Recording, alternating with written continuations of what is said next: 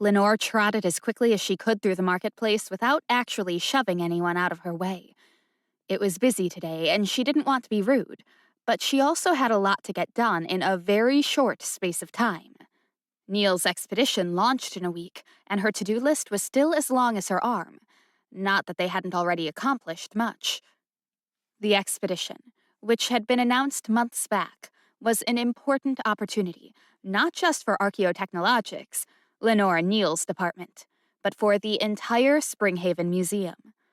As Lenore was Neil's apprentice, much of the preparation work had fallen on her, and she'd volunteered for even more on top of that. Over the last 6 months or so, she had helped train Ezra, the newest apprentice in Arctech, helped apply for and arranged the necessary travel permits, tickets, and other documentation, double and triple-checked Neil's to-do lists, and traipsed all over the city of Springhaven to pick up this or deliver that. Honestly, she felt more like a glorified administrator than a machinist or scientist at the moment. She told herself that would change once they made it to Boneport, that she'd be digging in the earth and uncovering long-lost secrets, but she hadn't entirely convinced herself. From what she'd seen of Neil's life, being the boss meant more managerial duties than actual field work, and she was the boss's right-hand woman. Today's primary goal was to ensure all the medicine and alchemical supplies that had been ordered either were ready to go or would be. Thus, she was on her way to Time's apothecary, but the crowd hampered her progress.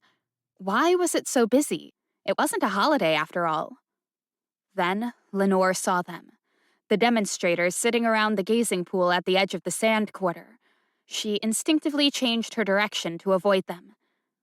The city had seen more than a few protests like this of late. They were peaceful in nature, sit-ins usually. Those were not seen as a threat and therefore technically legal, though the law permitted enforcers to judge what was and was not threatening.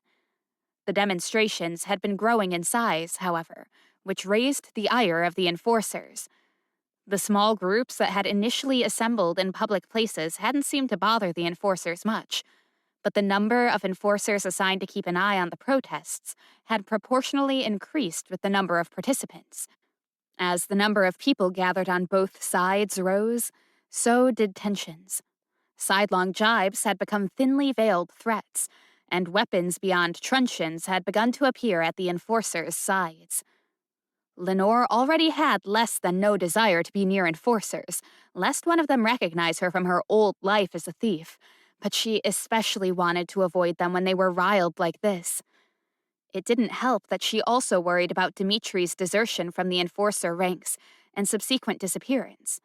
Forth Hawkins had come to the house with a small retinue of subordinates to question the Allen family about Dimitri's whereabouts.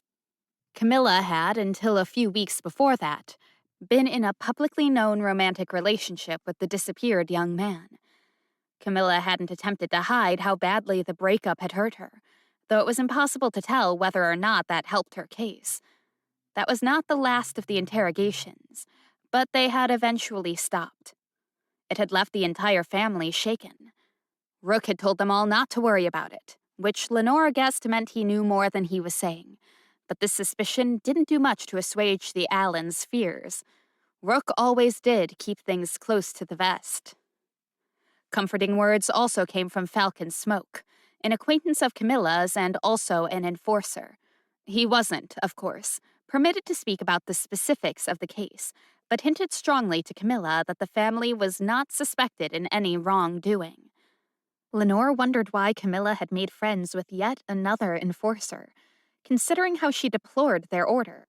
Behind closed doors, he had admitted to Lenore he didn't agree with all the enforcers' methods, but he saw good in what they were trying to do. Lenore was curious as to why, and thankful that he and Camilla were not courting, especially after he had swooped in as a source of support just after Dimitri had ended things with her. Falcon had sought out Camilla soon after their first meeting, finding her during a blissfully quiet moment in Mina's practice, a suitably public place for such an encounter, under the pretext of ensuring the safety of two gentlewomen in such a strenuous environment. Anyone who knew Mina and Camilla would find this laughable, but it didn't matter in Falcon's case, because that wasn't the real reason for his visit.